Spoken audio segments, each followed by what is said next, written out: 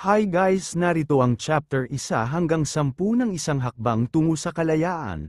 Tara simulan na natin ang kwento. Nagsisimula ang kwento sa Yan family backyard. May mga tao sa ibaba ng talon na animoy nagsasanay. Habang may nakabantay na isang tao, maririnig ang sigaw ng mga nagsasanay. Nagsalita ang nakabantay. Saad nito. Upang sanayin ang iyong isip, sanayin muna ang iyong katawan. Makikita ang refleksyon ng nakabantay sa tubig. Sigaw pa nito, kailangan mong ipagpatuloy ang pagsasanay at huwag mong hayaang magbantay. Puspusan ang pagsasanay ng mga nasa talon. Sabay nito ang pagsigaw nila ng bansang ayon. Opo, saad ng nakabantay, magaling. Iyon lang para sa araw na ito. Makakauwi na ang lahat at makapagpahinga. Pinakilala ang isang tauhan. Yan Wei. Sabi ni Yan Wei, Uncle Yan, papasok si Tian Hozong sa bahay niyo para mag-propose ng kasal bukas. Hindi ka pa ba nakahanap ng angkop na kandidato para kay Miss? Ang teritoryo ng pamilyang yan ay umaabot ng 100 milya mula rito. Hindi madaling humanap ng lalaking hindi kadugo sa pamilya yan. Sabi ng isa ng nasa kaliwa sa likod. Hindi ko akalain na ganito pala kahirap maghanap ng mapapangasawa ni Miss. Sabi naman ng semi-kalbo sa likod. Diyos, mangyaring bigyan kami ng isang lalaki. Sabi naman ng nasa likod. Saan pa tayo makakahanap ng angkop na lalaki? Sa nakakalokong mukha ni Yan Wei. Sa isip niya, kapag naalis na ni Tian Hozong si Young Miss, ako ang magiging isang genius ng bahay. Pag nangyari yun, sabay tawan ito, hehe, nang bigla nilang may sumigaw na nagmumula sa itaas ng talon. Napalingon ang mga tao sa ibaba. Pagtatakang reaksyon ni Yan Wei. Makikita ang isang tao na mabilis na bumabagsak habang sumisigaw ito ng napakalakas. Tuluyan na itong bumagsak sa talon na pinagsasanayan nila Yan Wei. Habang nakalutang ang katawan ng tao. Sa isip ni Yan Wei.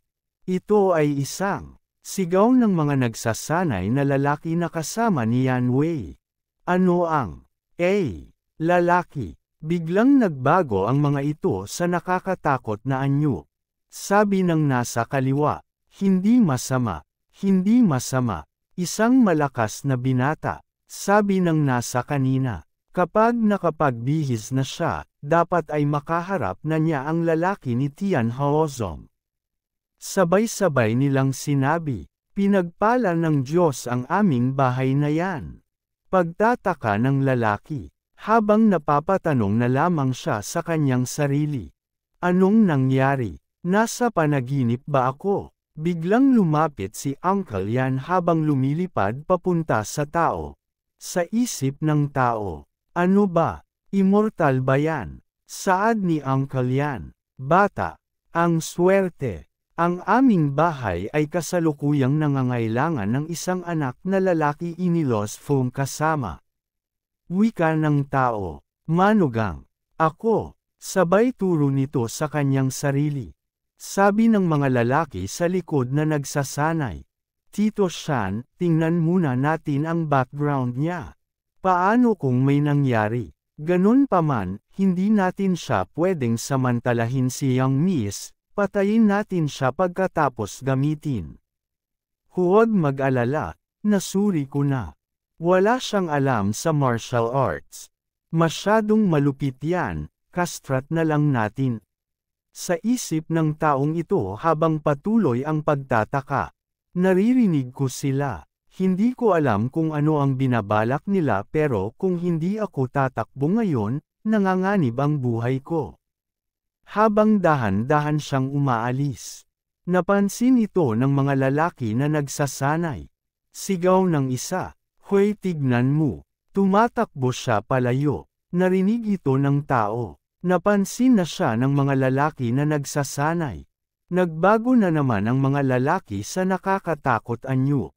Sigaw ng mga ito, bata, huwag kang maglakas loob na tumakas. Huwag isipin na tumakas. Sigaw ng taong ito, tulong. Pinagtulungan-tulungan na ng mga lalaki na nagsasanay ang mga tao na ito para hindi makaalis. Sigaw ng tao, huwag patulan ang mukha. Huwag mong hampasin mukha ko. Makalipas ang isang oras, makikita ang tao na nakatali na ang buong katawan na parang isang uod. Habang animoy lumalabas na ang kaluluwa nito, makikita ang naiinis na napagmumuka ni Yan Wei. Sa isip niya, damn, nakakita sila ng manugang, habang inutusan na ni Uncle Yan ang mga lalaki na dalahin na ang tao. Makikita ang tao na parang lechon habang dinadala ng mga lalaki. Sa maaliwalas na araw, napunta naman dito sa Yan Family Hall. Ibinagsak ang tao sa sahig na animoy isang basura. Saad ni Uncle Yan, ngayong nakahanap na tayo ng angkop na tao, maaari tayong magkaroon ng seremonya ng kasal para linlangan si Tian Haozong. May pumasok na isa. Sabi nito, hindi maganda. Malapit nang dumating ang lalaki ni Tian Haozong. Habang napansin naman ito ni Uncle Yan. Saad ni Uncle Yan, bakit kaya sila nandito agad? Sa isip ng isang ito, ako ang nagpakalat ng mga salita. Siyempre mabilis sila dito. Utos ni Uncle Yan, tawagan mo si Miss Dali. Sabihin sa kanya na maghanda ka agad. Sabi ng mga disipulo, opo. Sigaw ng tao ito, hoy, hindi mo pa hinihingi ang opinyon ko. Patanong na saad ni Uncle Yan. Ang iyong opinyon. Sabay kuha nito ng espada sa isang disipulo. Makikita ang nakakatakot nitong ekspresyon habang nakaangat ang espada. Pinagpapawisan ang tao sa kanyang nakikita. Tuluyan ang inilunsad pang espada papunta sa tao. Tumama ito sa gilid ng pagmumukha ng tao. Gulat na gulat ito habang naluluha-luha pa. Sabi ng tao na ito habang takot na takot. Wala akong opinyon. Saad ni Uncle Yan. Palamutihan ang Holies. Magkakaroon kami ng kasal ngayon. Makikita ang pag-aayos sa loob ng mansyon gaganapin na kasalan. Kineji sa upuan ng taong ito. Wika ng taong ito. Kaya desperado para sa isang kasal. Sigurado ka, hindi ka matatakot na gagawin ko itong tunay na kasal. Tumalikod si Uncle Yan. Habang tumawa, haha, saad niya. Ang isang tulad mo ay hindi magagawang hawakan ang aming batang miss. Habang naiinis ang taong ito sa kanyang isipan. Pagpapalusot na sigaw ng taong ito. Ako ay isang pari, hindi ako pwedeng magpakasal. Dumating na ang batang si Miss. Makikita ang isang kabighanang dalaga, na nakasuot na akong akma para sa kanya. Biglang nagbago ang ekspresyon ng taong ito. Kuminang ang mga mata, nagkapuso ang dila, sa isip ng taong ito. Kaya, napakaganda. Sabi ng nakabantay sa taong ito. Bata, ano ang sinabi mo ngayon lang tungkol sa hindi ka maaaring magpakasal? Habang tulala pa rin ang taong ito. Sabay kambyo nito. Wika niya. Hindi. Ang sinabi ko. Sumigaw ito ng napakalakas na animoy sinaniban ng isang manok. Ikakasal ako ngayon. Makikita na naputol ang espada ng nakabantay.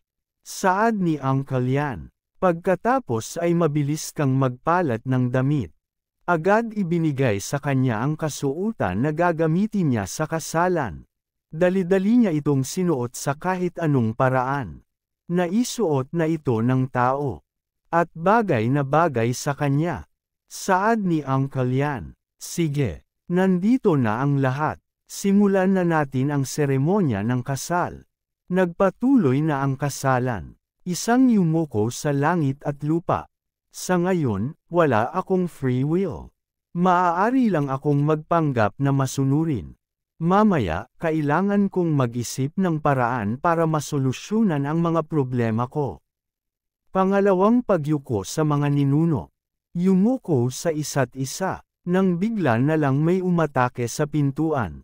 Sigaw nito, "Sandali lamang." Walang pag-alinlangan. Sabay pasok ng isang ito. Ito pala ang Skyfire sa Street Elder Gu Honggan. Sabi ni Elder Gu Honggan, "Young Miss Yan, alam mo namang 9 love at first sight ang young master ko sa'yo. Pero naglakas loob kang magpakasal sa iba. Ang lakas ng loob mong trituhin kami ng Skyfire sect na ganito." Habang tumingin lamang ang Miss, nag-aapoy pa rin ng paligid ni Elder Gu Honggan. Saad ni Uncle Yan, "Kuya Gu, wag kang arranged marriage ang lolo ni Miss. Siya ay dumating na may isang by Marie Avenue notaries. Tingnan mo ito ang kontrata ng kasal." Kinuha ito ni Elder Gu Honggan. Sabay sinunog gamit ang kanyang kapangyarihan. Sabi nito, wala itong kakwenta-kwenta. Sabay tapon ito sa marriage contract. Sabi ni Elder Gu Honggan, "Bata, magwala kung gusto mong mabuhay." Sabay padyak nito ng malakas. Nabigla ang taong ito sa lakas ng pagpapadyak ng Elder. Napatrito siya ng bahagya sa lakas ng puwersa. Hinawakan sa balikat ni Uncle Yan ang taong ito. Saad niya, "Boy, kung ayaw mong mamatay, masunurin ka." Sa isip into, "Damn! Ako ay screwed alinman sa paraan."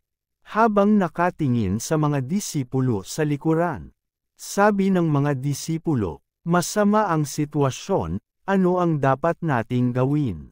Siya si Yane Fanfro Kenyadi para sa lahat ng pamilyang yan. Kaya niyang pakialaman. Tama yan. Mas maganda kung mamatay na siya. Pagkatapos ay mapatahimik natin ang galit ng sekta ng Skyfire. Ngumiti ang taong ito na parang mayroong binabalak. Humawak ito sa kanyang ulo habang tumawa ng malakas. Ha! Ha! Ha! Sa isip niya, "Don't blame me since you all have pushed me too far, let's play the game together." Sabi ni Elder Gu Honggan, "Bata, bakit ka tumatawa?" Wika ng taong ito, "Uncle Shan, ikaw ba ang pinakamalakas na tao sa bulwagan na ito?" Sagot ni Uncle Yan Shan, "Tama yan." Wika ng taong ito, "Pagkatapos ay hindi ako magpipigil." Sa isip ni Uncle Yan Shan, anong balak ng batang ito? Kumuha ng isang upuan ang taong ito. Mabilis siyang sumugod sa Elder, hawak-hawak ang upuan. Napansin naman ito agad ni Elder Gu Honggan. Tagumpay ang taong ito na maampas ang Elder gamit ang upuan.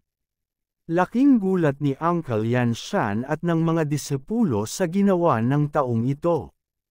Patuloy na pinaghahampas ng taong ito ang Elder. Ano ang napakahusay tungkol sa Skyfire sect? Maglakas loob na sumigaw sa harap nitong young master. "Sasampalin kita hanggang sa damyugo ang buong katawan mo." Sabi ng mga disiplo, "Anong ginagawa mo?" Makikita naman ang reaksyon ng Miss. Sabi ni Elder Gu Honggan, "Bata, ayaw mo na bang mabuhay?" Makikita na nag-aapoy na ang kama ko nitong hinahangad, handa na. Nakahanda na si Elder Gu Honggan sa kanyang gagawin pag-atake. Sabi ni Elder Gu Honggan, "Ngayon ang araw na ikaw ay mamamatay." Wika ng taong ito, "Nakakatakot kaya?" Sigaw niya, "Takbo!" Papunta ito kay Uncle Yan Shan. Pang-asar nitong sinabi, "Lal-alala. Kung ganyan ka kaya, pumunta ka dito para suntukin ako." Sabi ni Elder Gu Honggan, "Gusto ko ang iyong anfe, buhay mo." Sabay pag-atake nito ng kanyang kapangyarihang apoy. Agad dumipensa ng kapangyarihang tubig si Uncle Tan Shan. Saad ni Uncle Yanshan. Kuya Gu, hindi mo magagawa ito. Si Yeyu ay family son-in-law. Habang nakangiti taong ito sa likod. Sabi ni Elder Gu Hangan. Sir on ka. Walang makakapigil sa akin ngayon. Tumabi ka. Sa isip nito habang nakangiti. Ngayon na ang pagkakataon ko. Habang nakatingin lang sa kaganapan ang miss. Mayroong humila dito. Pagtatanong ng yang miss. Anong balak mong gawin? Wika ng taong ito. Oras na para tapusin ang kasal namin. Mabilis itong tumakbo kapalabas. Wika niya. Uncle Shan, aliwin mo ang bisita natin. Hindi kita sasamahan. Saad ni Uncle Yanshan. Bata, bumalik ka dito. Sabi ng mga disipulo. Tumakbo ng ganoon pagkatapos gumawa ng malaking gulo. Iniwan ang gulo sa amin habang siya ay pupunta sa kanyang kasal. Ang lakas ng loob niyang yakapin si Miss ng ganon. Napunta sa isang silid. Itinulak yang Miss ang ating bida. Sabi ng Miss, ngayon pa lang. Sinasadya mo na, tama. Wika ng ating bida. Tinuruan ko ng leksyon ang kalokohang iyon sa ngalan ng pamilyang yan. Hindi mo kailangang magpasalamat sa akin. Naasar ang Miss sabay hampas nito sa lamesa. Sabi niya, sino ang tinuturing mong tanga? Halatang sinadya mong guluhin ang pamilya yan para mailabas ang galit mo. Wika ng ating bida, paano ito mangyayari? Kami ay mag-asawa. Mula nang ikaw ay napahiya, ako ay naghahanap ng hustisya para sa iyo. Ito ang kanya ay para sa iyo lahat. Kami ay mag-asawa. Hindi kita kayang panoorin na pinapahiya. Kailangang humingi ng hustisya para sa iyo. Kung tutuusin, isa kaming pamilya. May nagawa ba akong mali, honey? Kami ay mag-asawa. Dapat ay iisa ang mag-asawa.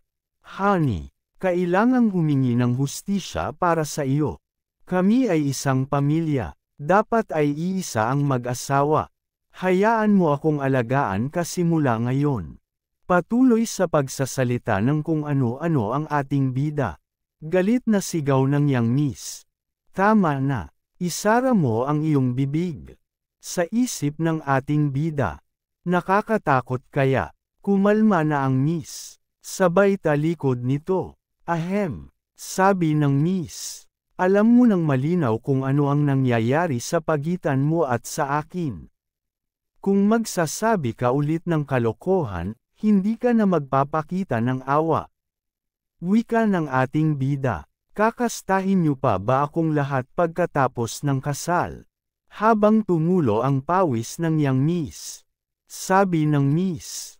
Pagkatapos ng lahat ng ito, kailangan mong umalis pagkatapos matanggap ang kabayaran. Wika ng ating bida, may kabayaran. Sabi ng Miss. Say, tingnan mo kung gaano kalaki ang iyong mga mata, magkano ang gusto mo. Wika ng ating bida, ano ang pinagsasabi mo? Mukha ba akong lalaking sasamantalahin ang gulo ng mga tao? Sa isip ng yang Miss. Never thought na may side siyang ganito. Wika ng ating bida, pero, kung pipilitin mo akong bigyan ng kabayaran, ang kailangan mo lang gawin ay bigyan ako ng cultivation technique.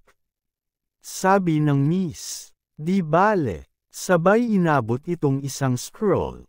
Sabi ng Miss. Ang pamamaraang ito ng paglilinang ay para sa iyo ngunit walang ibang mga gantimpala. Hawak na ng bida ang scroll. Agad na binuksan ng ating bida ang scroll. Sa isip niya, mabuti, kailangan kong magsanay sa lalong madaling panahon. Kung hindi, sandali lang na may papatay sa akin. Wika ng ating bida, ang paglilinang ay sumasalungat sa daan ng langit. Sana ay pinaghandaan mo ito.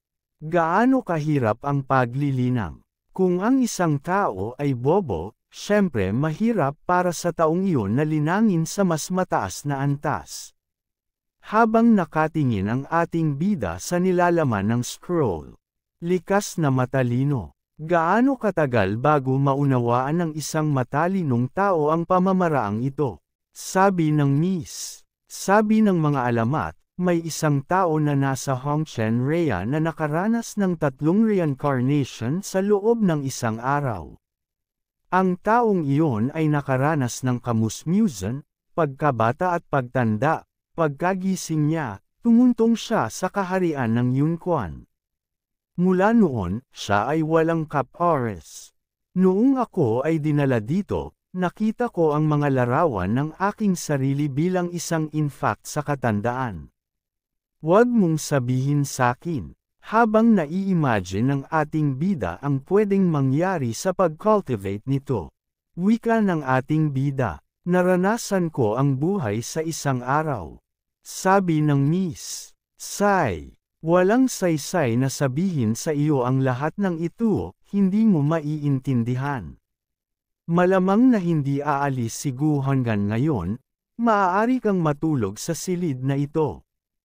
Wika ng ating bida, haha, alam ko na. Nakilala mo pa rin ako bilang asawa mo. Sabay paghagis nito sa scroll sa kanyang likuran. Mabilis itong papunta sa kanyang Miss. Wika ng ating bida, asawa, halikan natin. Agad naman itong napansin ng Miss. Sabi ng Miss, natutulog ako sa kama, natutulog ka sa sahig. Sinampal ng katotohanan ang bida. Aray kuva, wika ng ating bida, huwag gawin ito. Malamig ang sahig sa gabi. Dapat ay mas mapag-isa ang feet para matulog ng mag-isa. Sabay tayong matulog. May mabilis na lumipad na karayom. Tumama ito sa harapan ng ating bida. Sabi ng Miss, kung maglakas loob kang humakbang ng isang paa, hindi natatama sa sahig ang pilak na karayom sa susunod. Wika ng ating bida, ngayong nakarating na tayo sa puntong ito, isang napakalaking sekreto lang ang masasabi ko sa iyo. Sabi ng Miss, isang sekreto, huminga ng malalim. Kumaikit ang ating bida, pinakaramdaman ng paligid. Ibinaba niya ang kanyang 2 braso. Hinigpitan niyang mabuti ang kanyang kamay. Mabilis niyakap ng ating bida ang binti ng iyang Miss. Wika niya, homosexual talaga ako. Takot akong husgahan ng lipunan, kaya nagtago ako sa kabundukan at dinakip ng pamilya mo. Lagi akong pinagtatawanan ng mga tao. Patuloy na nagsasalita ang bida. Habang hindi makapaniwala ang Miss. Wika ng ating bida, sister, maaari mo bang ipakita sa akin ang ilang pagmamahal? Halimbawa, hayaan mo akong matulog kasama mo. Hayaan mo akong maramdaman ang kagandahan ng mundong ito. Sabi ng Miss, hayaan mong tulungan kita. Sabay labas nito sa kanyang mga karayom. Katapusan mo na, wika ng ating bida, tulong. Sinusubukan ng aking asawa na patayin ang kanyang asawa. Makalipas ang ilang oras, nakatulog na ang bida sa kababasa ng scroll. Wika niya habang natutulog, halika-halikan kita, napakapatas. Habang nagsasanay ang Miss, iminulat niya ang kanyang mga mata. Narinig niya ito, wika pa ng ating bida habang tulog. Halik, halik, naiinis na sabi ng Miss. Ang pervert na ito, dumating na ang panibagong umaga. Saad ni Uncle Yanshan. Yang Miss, may magandang balita. Agad itong narinig ng Miss.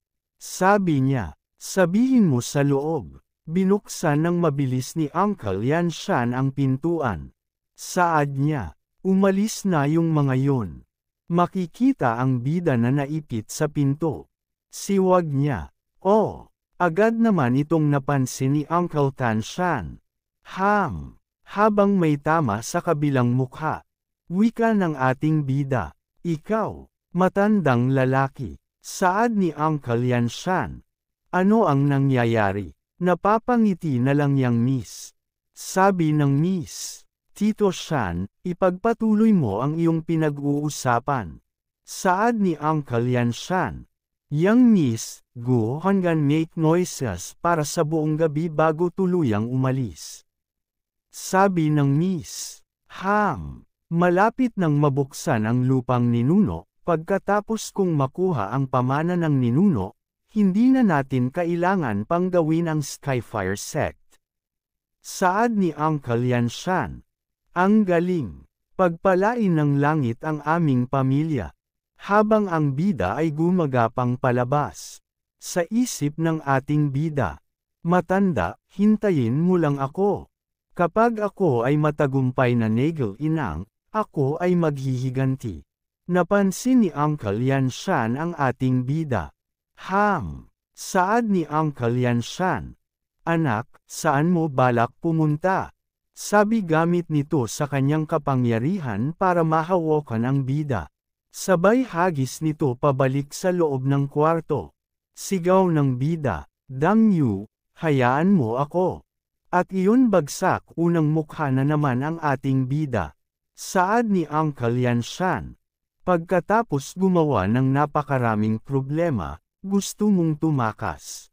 Habang nakatingin lang si Miss. Saad ni Uncle Yanshan. Yang Miss sinadya niyang magdulot ng away kahapon.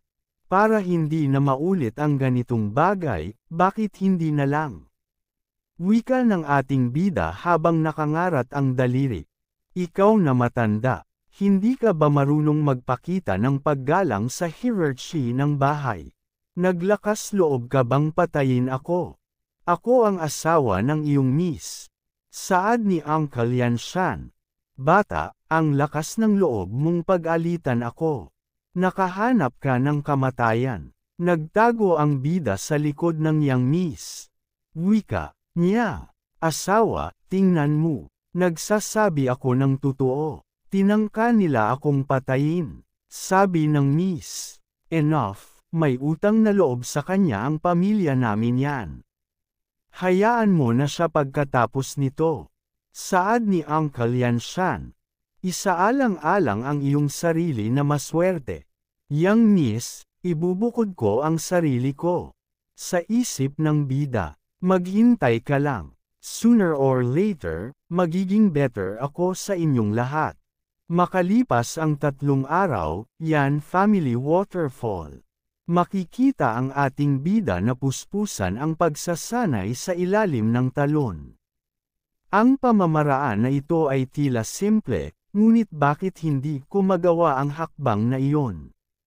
Sabi ng isang disipulo, abnormal ang batang ito, 3 araw na siyang nagko-concentrate sa pagbabasa ng teknik na iyon. Pagkatapos ng pagbabasa ng 3 araw ay walang improvement, ganyang basura. Bakit siya ang dapat na asawa ng batang Miss? Napaka-unfair. Sinabi na ni Uncle siya na kapag nabuksan na ang lupang ninuno ay magiging siya. Habang patuloy lamang ang ating bida sa kanyang pagsasanay. Iminulat niya ang kanyang mga mata. Sa isip niya, naramdaman ko na ang chi. Pero hindi ko pa rin kayang mag-cultivate. Dahil ba naranasan ko ang samsara sa isang araw? Anong bigla na lamang gumalaw ang buong paligid? Umalog din ang kagubatan. Ano? Isang lindol. Naglalaglagan ng mga bato mula sa talon. Habang tumatakbo ang ibang mga disiplo. Ahiya, iligtas mo ako asawa. Kung hindi ka pa rin sasama, biyuda ka. Ito ay huminto. May ibang kaganapan ang nangyayari sa paligid. Wika ng ating bida. Ano ito? Sabi ng Miss. Palasyo ng lupa. Saad ni Uncle Yanshan. Tama yan. Ito ang pamilyang yan na itinayo ng ating ninuno na ancestral land. Ang palasyong ito, sabi ng Miss. Halika sumunod ka sa akin. Kapag nakuha ko na ang mana, babangon ang pamilya namin. Saad ni Uncle Yanshan. Batang Miss, teka. Ang palasyo ay hindi nabuksan sa loob ng maraming taon. Natatakot ako na baka may naipon na lason sa hangin. Hayaang pangunahan ng lalaking ito ang daan. Wika ng ating bida. Ano ang sinusubukan mong gawin? Saad ni Uncle Yan Shan. Ay explore mo muna ang palasyo para sa amin. Sabi ng Miss. Tumigil ka. Tuluyan nang naitulak ang ating bida. Habang nilalaglag ang bida, sigaw niya. Yan Shan. Isa kang buwisit na matanda. Dagdag pa ng bida. Bastard, hintayin mo lang ako. Saad ni Uncle Yan Shan. Sigaw pa niya, parang walang mali sa palasyong ito, yang Miss, please. May mabilis na nag-aapoy na palaso. Good itong napansin ni Uncle Yan Shan. Papunta ito sa direksyon kung nasaan ang Miss. Sigaw ng mga disipulo, mabilis na umiwas. Yang Miss, yang Miss, dam, huli na. Lumikha ito ng napakalakas na pagsabog. Pag-aalalang sigaw ng lahat, Yang Miss, Yan Sheng. Makikita na may mga dumating. Yan Sheng at Yan Wu. Sabi ni Yan Sheng, ha, ngayong bukas na ang lupang ninuno, hindi ba dapat tayong mag-ama ang may bahagi nito? Sa isip ng bida, hay naku po, infighting ba ito? Mamamatay ba ang asawa ko ng ganun na lang? Habang naglalaban ng dalawang grupo, sabi ng Miss, lililima ka langit na katawan. I activate. Saad ni Uncle Yan Shan. Nakuha talaga niyang Miss ang Liuli Heavenly Body. Sabi ng dalawang ito, paano kaya ito? Wika ng ating bida. Wow! Makikita ang malakas na bugzo ng kapangyarihan na nagmumula sa kanyang Miss. Dahan-dahan nawawala ang makapal na usok. Ipinakita ang yang Miss habang nababalutan ng malakas na kapangyarihan.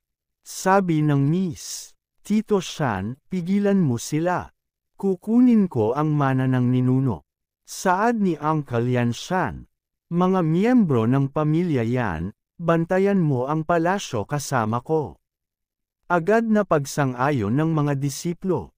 Opo, sabi ni Yan Sheng, patayin ang iyong paraan sa palasyo. Makukuha ko ang mana. Agad na pagsang-ayon ng mga kasamahang ito. Opo. Makikita ang pagsasalubong ng dalawang grupo sa isang labanan. Patuloy ang nangyayaring labanan sa pagitan ng dalawang grupo.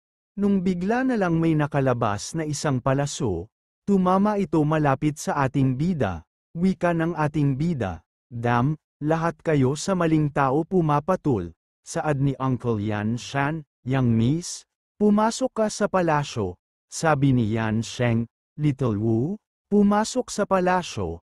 Sabay kumilos ang dalawa sa inutos ng dalawang matanda, habang ang ating bida ay nagpapagpag ng apoy. Nabagsakan ng bato sa ulo ang ating bida. Kuva, wika niya. Mapuot, sigaw niya. Hoy, hindi ba pwedeng mag-away kayong dalawa sa ibang lugar? Kapag sinaktan mo pa ako, sisirain ko ang mana mo. Agad umatake si Yan Wu sa ating bida. Habang papalipat ang pag-atake, wika ng ating bida, nakupo, na naman, sumabog ang pag-atake sa ating bida. Nakahawak sa kanya katawan dahil sa pagsabog na nangyari, wika ng ating bida. Lahat ay sinusubukan akong patayin. Sa tingin mo ba ako ay isang madaling target? Sabay takbo nito ako pupunta sa palasyo. Wika pa niya. Sisirain ko ang iyong mana. Magsisisi kayong lahat dito. Sabi ng Miss. Huwag. Sabi ni Yan Wu, maglakas loob ka. Sabay sugod nito papunta sa ating bida. At dito nagtatapos ang kabanata. Maraming salamat po.